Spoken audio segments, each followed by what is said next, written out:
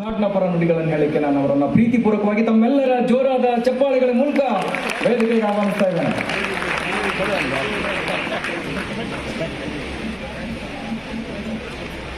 ಕಾರ್ಯಕ್ರಮದ ಸರ್ವಾಧ್ಯಕ್ಷರಾಗಿ ವೇದಿಕೆಯಲ್ಲಿ ಆಸನರಾಗಿರುವ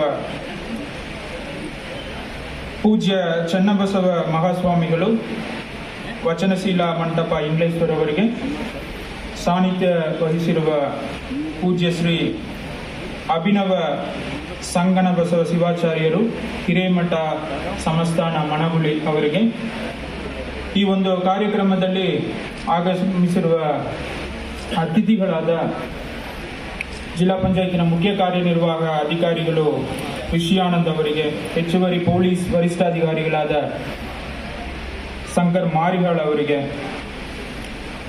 ಜಿಲ್ಲಾ ಕನ್ನಡ ಸಾಹಿತ್ಯ ಪರಿಷತ್ತಿನ ಅಧ್ಯಕ್ಷರಾದ ಆಸಿಂಪೀರ್ ವಾಳಿಕರ್ ಅವರಿಗೆ ಹಾಗೂ ವೇದಿಕೆಯಲ್ಲಿ ಆಗಮಿಸಿರುವ ಎಲ್ಲ ಅತಿಥಿಗಳಿಗೆ, ಈ ಕಾರ್ಯಕ್ರಮದಲ್ಲಿ ಆಗಮಿಸಿರುವ ಎಲ್ಲ ಅತಿಥಿಗಳಿಗೆ ನನ್ನ ನಮಸ್ಕಾರಗಳನ್ನು ಮೊಟ್ಟ ಮೊದಲನೇದಾಗಿ ನಾನು ಅತಿಥಿಗಳನ್ನು ನಾವು ಯಾರನ್ನೂ ಹೇಳಕ್ಕೆ ಆಗುವುದಿಲ್ಲ. ಯಾಕಂದರೆ ಇದು ಕನ್ನಡ ಸಾಹಿತ್ಯ ಸಮ್ಮೇಳನ. ರಾಷ್ಟ್ರಕವಿ ಕುವೆಂಪು ಅವರು ಹೇಳ್ತಾರೆ, ಇಲ್ಲಿ ಯಾರು ಮುಖ್ಯರಲ್ಲ, ಯಾರು ಅಮುಖ್ಯರಲ್ಲ, ಯಾವುದು ಶಾಶ್ವತ ಅಲ್ಲ ಅಂತ ಹೇಳಿ. ಒಬ್ಬ ತಾಯಿಗೆ ಅವಳಿಗೆ ಎಷ್ಟೋ ಮಕ್ಕಳಿರಬಹುದು.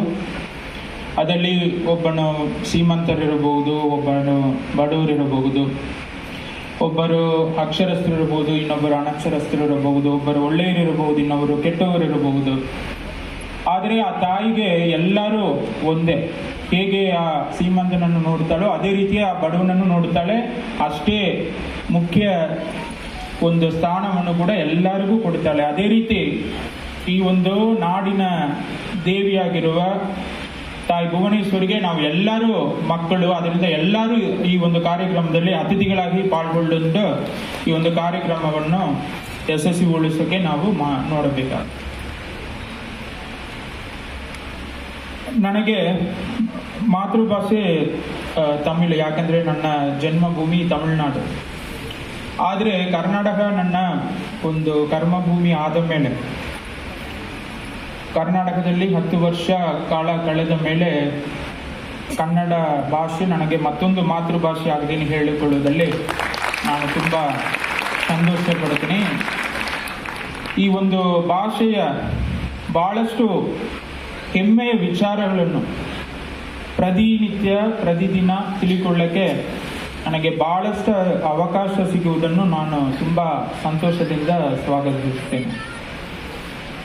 ಈ ಒಂದು ಭಾಷೆಗಾಗಿ ಭಾಳಷ್ಟು ಜನ ಹೋರಾಟ ಮಾಡಿದ್ದಾರೆ, ಭಾಳಷ್ಟು ಜನ ಕೆಲಸ ಮಾಡಿದ್ದಾರೆ. ಯಾಕಂದರೆ ದ್ರಾವಿಡ ಭಾಷೆಗಳಲ್ಲಿ, ದಕ್ಷಿಣ ದ್ರಾವಿಡ ಭಾಷೆಯಾಗಿರುವ ಭಾಷೆಗಳಲ್ಲಿ ಕನ್ನಡ, ತಮಿಳು, ಮಲಯಾಳಂ ಇವೆಲ್ಲ ಬರುತ್ತದೆ.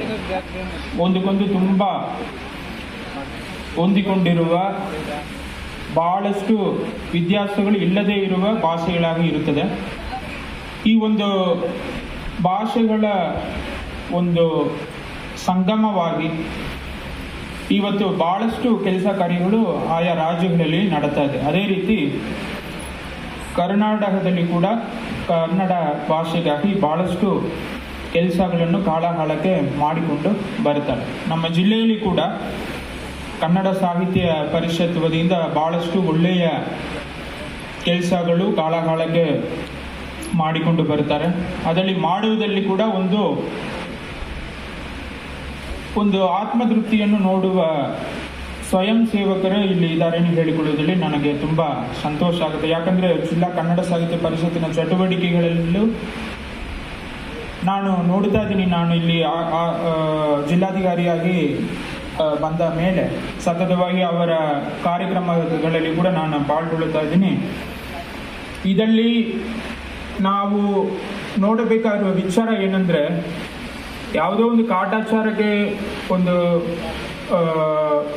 ಯಾವುದೋ ಒಂದು ಕಾರ್ಯಕ್ರಮ ಮಾಡುವುದಕ್ಕಿಂತ ಅರ್ಥಪೂರ್ವವಾಗಿ ಕಾರ್ಯಕ್ರಮವನ್ನು ಮಾಡಬೇಕು ಎಂಬುದನ್ನು ಪರಿಗಣಿಸಿ ಅದನ್ನು ತುಂಬ ಯಶಸ್ವಿಯಾಗಿ ಅನುಷ್ಠಾನಗೊಳಿಸ್ತಾ ಇರುವ ವಿಜಯಪುರ ಜಿಲ್ಲಾ ಕನ್ನಡ ಸಾಹಿತ್ಯ ಪರಿಷತ್ತಿನ ಅಧ್ಯಕ್ಷರು ಮತ್ತು ಎಲ್ಲ ಪದಾಧಿಕಾರಿಗಳಿಗೆ ನಾನು ಈ ಒಂದು ಸಂದರ್ಭದಲ್ಲಿ ನನ್ನ ಅಭಿನಂದನೆಗಳನ್ನು ನಾನು ಸಲ್ಲಿಸಿಕೊಳ್ಳಕ್ಕೆ ಅಲ್ಲಿ ತಮ್ಮನ್ನು ಪೂರ್ಣ ಪ್ರಮಾಣದಲ್ಲಿ ತೊಡಗಿಸಿಕೊಳ್ಳಬೇಕು.